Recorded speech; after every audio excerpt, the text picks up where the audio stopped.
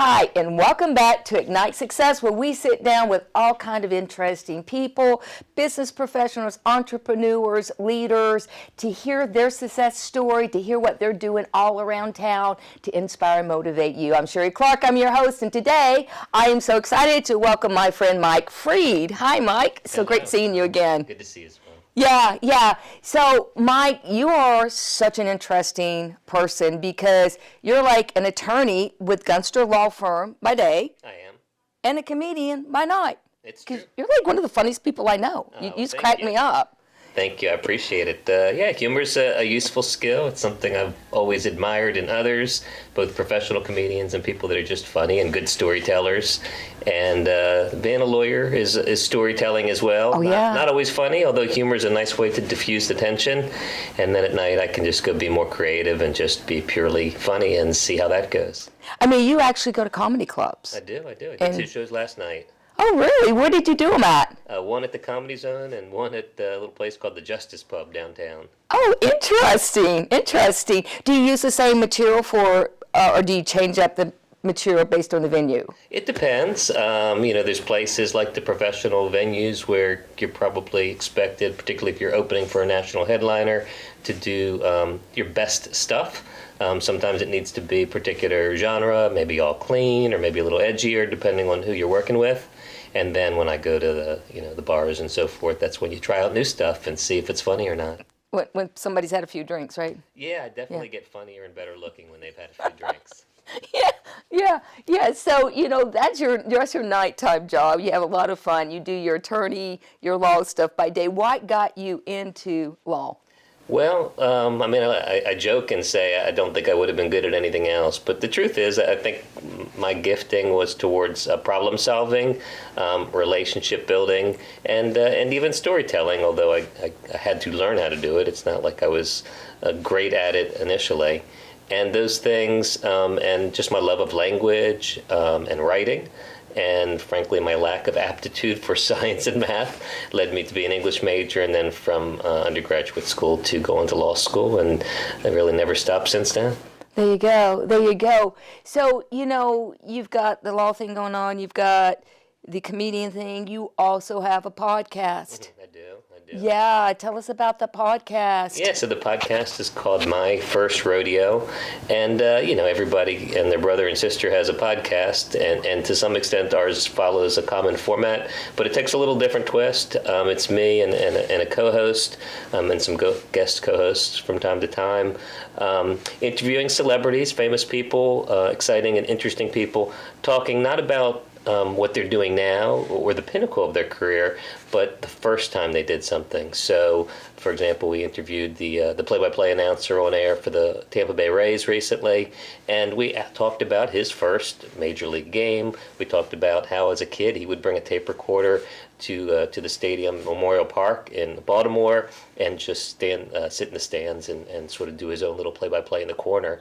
And we listened to some of those. So it's really a neat way to get a glimpse into successes and failures early in someone's even pre-career, and see how those lessons carry forward into what they ultimately achieve great success in.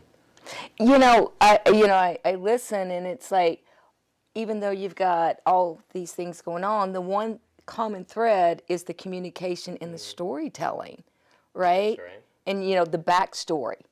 Backstory is always important, and you're able to somehow, in different venues and different ways, you're able to talk about, even in a funny way, a serious way, and then a factual way. Well, when you do the same, I think the key is relationship building. Yes.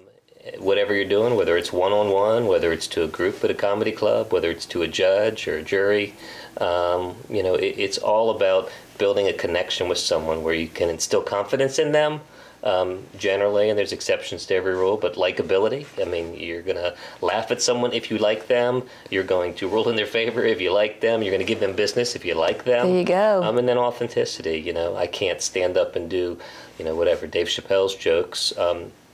That's not my style. That's not who I am. He's great at it. I would be really bad Dave Chappelle.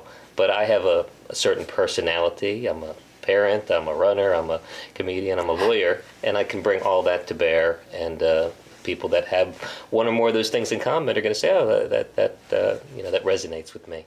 Yeah, that's right. You're a marathon runner.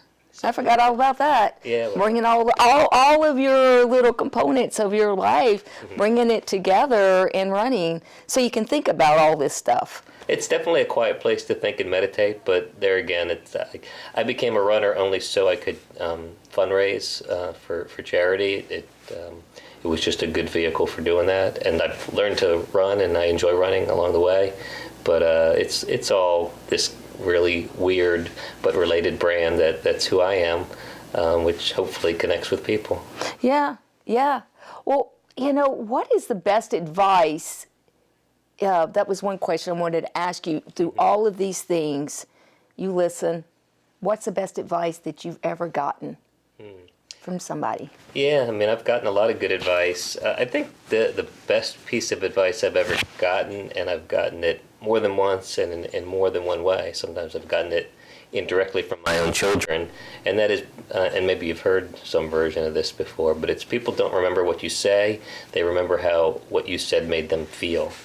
That's really good. Yeah, and it makes you, even though I'm talkative, it makes you much more selective, or at least reflective on, gosh, I said this, why didn't she or he understand that I am this, or that I was communicating that? And because of your lived experience, I could be using certain words that just program you differently. Yeah. And I need to be sensitive to that if I want to be a good communicator. If I just want to speak for the purpose of speaking, then I can have at it and blast it out on social media and pretend everyone's listening.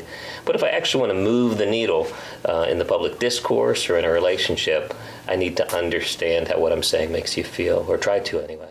Yeah, and that's, if you're writing a book, for instance, that is key. Who is your audience? And you want to be able to speak their language. What is their experience? What words do they use? And it's the storytelling, you've mentioned that many times, that will resonate with people. And instead of just telling them facts and statistics, and people will usually forget a lot by the time they leave the room, you tell them that the storytelling is what gets to their emotions. That's what pricks their emotions to make them feel. I think that's right, and then active listening, which again, you and I are talkers, so sometimes I know I need to remind myself to not just listen to say the next thing or to respond, and I've got a quick mind so I can say something, but what you really want to know is that I'm listening to you, and then I hear what you have to say, and then maybe that I say something that reflects that. Yeah. And because when you do that, it makes the person feel important, and they're more apt to listen to you because you made them feel important. Listen to. Yeah, it was one of my kids that shared that with me once. I should be embarrassed to say, but I'm really proud of him. He's 24 now, but when he was a little kid, he had done something, and I called him on the mat about it, and he copped an attitude, and the next morning, he said, I understood what you were saying and you were right, but it just didn't seem like you cared about what I had to say. And that really, that just pricked my heart. And I remember that and try to be a better parent and just a better listener as a result of it. Well, you were actively listening, weren't you? In that moment. Yeah. So with everything, what is the biggest goal that you have for the next 12 months in any of those areas? Yeah, that's a good question. I don't know that I'm not the greatest planner. I'm a lot more of a reactor.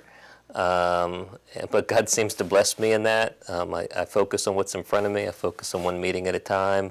I focus on one day at a time, and have certain core values that I'm trying to achieve, whether it's faith and family and financial and all those ways. So I just want to keep building relationships. I would say if I could do anything in the next 12 months, it would be to reduce polarization and divisiveness, to open my own heart up to what people have to say politically and in the community and in the nation, and to be part of bringing people together to have constructive dialogues, because I feel like we are threatened in everything we do, professionally and otherwise, by just people getting in these silos. And I want to unite people and be around people that want to unite as much as possible. So that's what I'm going to be trying to do, whether it's in court, in the comedy clubs, or over a cup of coffee.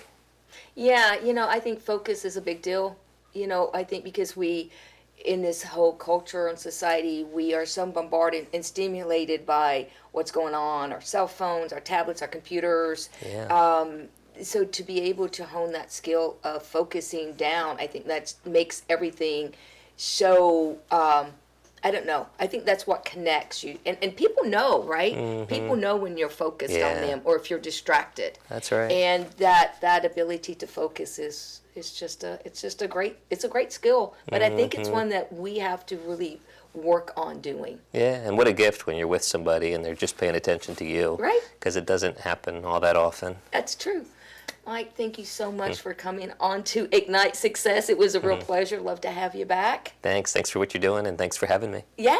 And real quick, how can they listen to your podcast? It's on Spotify and all the other facilities for podcasts, wherever you listen to your podcast. It's called My First Rodeo. My First Rodeo with Mike Freed. With Mike Freed, that's true. Thank you so much. If you want to know more about Mike Freed, you can go to iwantabuzz.com, and that's it for this segment, and I'll catch you in the next one.